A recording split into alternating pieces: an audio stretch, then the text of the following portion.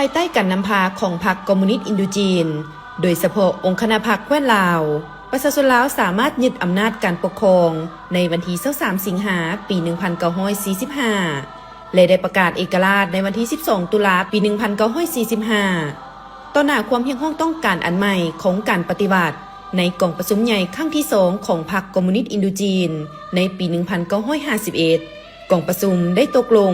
ให้สั่งตั้งพรรคปฏิวัติขึ้นในแต่ละประเทศภายหลังห่างหากะเกี่ยมได้ระยะหนึ่งมาถึงวันที่22มีนาปี 1955 กองประชุมใหญ่ผู้แทนสมาชิกพรรคทั่วประเทศลาวก็ได้เปิดขึ้นอยู่บ้านนาแมวเมืองเวียงไซแขวงหัวพันซึ่งเป็นเขตที่มั่นของการปฏิวัติในเวลานั้นโดยมีผู้แทนสมบูรณ์เข้าร่วม19สหายต่างหน้าสมาชิกพรรคเกือบ400สหายในทั่วประเทศและได้เอิ้นว่าพรรคประชาชนลาวกองประชุมใหญ่ได้ผ่านบทรายงานสั่งตั้งพรรคผ่านบรรดานโยบายพื้นฐานโครงการดำเนินงานเฉพาะหน้าและกฎระเบียบของพรรคบทรายงานต่อกองประชุมใหญ่สั่งตั้งพรรคประชาชนลาวได้ชี้แจงว่าพรรคประชาชนลาวเป็นพรรคการเมืองหนึ่งที่เดินตามลัทธิมาร์กเลนินพรรคประชาชนลาวเป็นผู้สืบทอดภารกิจของพรรคคอมมิวนิสต์อินโดจีนและมูลเสื้อพิลาอาหารของวีรบุรุษที่ยอมเสียสละชีวิตเพื่อชาติเป็นตัวแทนอันแท้จริงของชนชั้นกรรมกรและสาวผู้ออกแรงงานเด็ดเดี่ยวปกป้องสิทธิและผลประโยชน์อันชอบธรรมของทุกชั้นคนและประชาชนเผ่าต่างๆในทั่วประเทศพรรคได้วางหน้าที่ร่วมของตนในระยะนี้แมนสามัคคีนำพาทั่วปวงชนสู่สำเร็จภารกิจปลดปล่อยชาติเฮ็ดให้ประชาชนลาวเป็นประเทศสันติภาพเอกราชประชาธิปไตยเอกภาพและวัฒนถาวร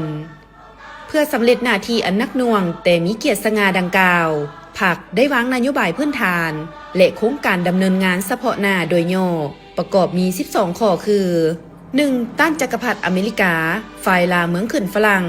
ที่ทำลายสัญญายุทธโหบและพวกลูกแหล่งตีนมือของเขาที่พร้อมป่องทำลายสันติภาพแบ่งแยกชาติเฮาแก้ดึงเอาประเทศเฮาเข้ากลุ่มหุกหานและหวังแก่ยาวสภาวะกดข่มประเทศเฮา 2. ต่อสู้ท้วงให้รัฐบาลพระราชอาณาจักรต้องจริงใจร่วมมือกับบรรดากำลังประเทศลาวเพื่อปฏิบัติสัญญายุทธโหบปรับปรุงสันติภาพปฏิบัติสิทธิเสรีภาพประชาธิปไตย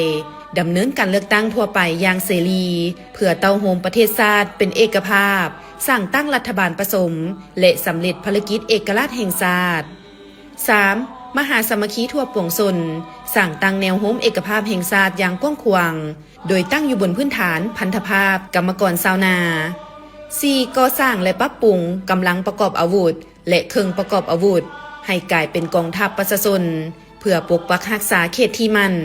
หนุนหลังให้แก่การต่อสู้ทางการเมืองทั้งเป็นเสาค้ำแห่งการปกปักรักษาสันติภาพ 5. ปัวแปลงชีวิตการเป็นอยู่ของประชาชนทุกชั้นคนต่อกรรมกรต้องรับประกันให้มีเวียกเหตุงานทำและต้องได้รับการดูแลเบิ่งแยงเป็นอย่างดีต่อชาวไหนาต้องมีดินให้ดินนาเพื่อขยายกสิกรรมและมีอยู่มีกินต่อสาวผู้ออกแรงงานด้วยมันสมองต้องมีการใช้ข้าวเจ้าอย่างสมเกียรติและช่วยเหลือข้าวเจ้าเพื่อขยายความรู้ความสามารถ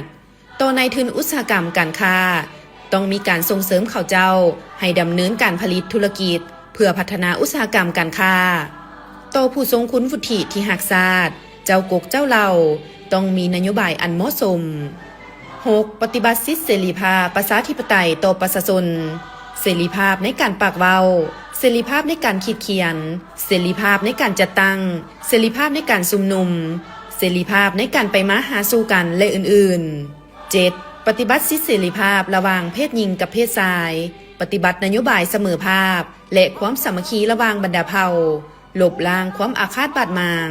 ความแบ่งแยกระหว่างเผ่าต่างๆอยู่ภายในประเทศที่พวกลาเมืองขึ้นและซักดินาเป็นผู้สร้างขึ้น 8. เคารพสิทธิเสรีภาพในการเชื่อถือและฮิตของประเพณีของประชาชนเผ่าต่างๆต้านภัยบ่ฮู้หนังสือขยายวัฒนธรรมแห่งชาติ 9. สำหรับชาวต่างดาวที่อาศัยอยู่ในประเทศลาวต้องเคารพอธิปไตยเอกราชของลาวจึงจะได้รับประกันชีวิตทรัพย์สมบัติและสิทธิเสรีภาพในการตั้งภูมิลำเนาและการดำเนินธุรกิจ 10. ผูกมิตรกับทุกประเทศที่เคารพเอกราชอธิปไตยและผืนแผ่นดินอันครบถ้วนของประเทศเฮา ผูกสายสัมพันธ์ในทุกด้านระหว่างประเทศเฮากับบรรดาประเทศดังกล่าวบนหลักการเสมอภาพต่างฝ่ายต่างได้รับผลประโยชน์ 11. ตั้งหน้าก่อสร้างบำรุงพนักงานเฉพาะอย่างยิ่งแม่นเอาใจใส่พนักงานกรรมกรสาวไห้สาวนาสนเผ่าส่วนน้อย 12. ออกแหงก่อสร้างพรรคประชาชนลาวให้กลายเป็นพรรคที่เข้มแข็งของชนชั้นกรรมกรและสาวผู้ออกแรงงานเพื่อให้มีความสามารถเพียงพอ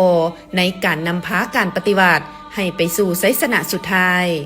กองประชุมใหญ่ได้เลือกตั้งเอาคณะซี่นำศูนย์กลางภาครวมมี5สหายดังนี้สหายไกรสอนพรหมวิหารสหายหนูหักพุ่มสวรรค์สหายบุญพรหมมหาไสยสหายศรีสวัสดิ์แก้วบุญพันธ์และสหายคำแสงศรีวิไลสหายไกรสอนพรหมวิหารได้รับเลือกตั้งเป็นเลขาธิการคณะซี่น้ำศูนย์กลางทั้งเป็นเลขาคณะภาคการทหารศูนย์กลางและทั้งเป็นผู้บัญชาการทหารสูงสุดของบรรดากำลังประกอบอาวุธปฏิวัติลาวกองประชุมใหญ่สั่งตั้งพรรคเป็นเหตุการณ์การเมืองอันยิ่งใหญ่ในประวัติศาสตร์ของชาติลาวมันบ่งบอกว่าแต่นี้ต่อไปแมนพรรคปฏิวัติของลาวเองเป็นผู้รับเอาพลกรรมประวัติศาสตร์อันสักการบูชานำพาการปฏิวัติลาว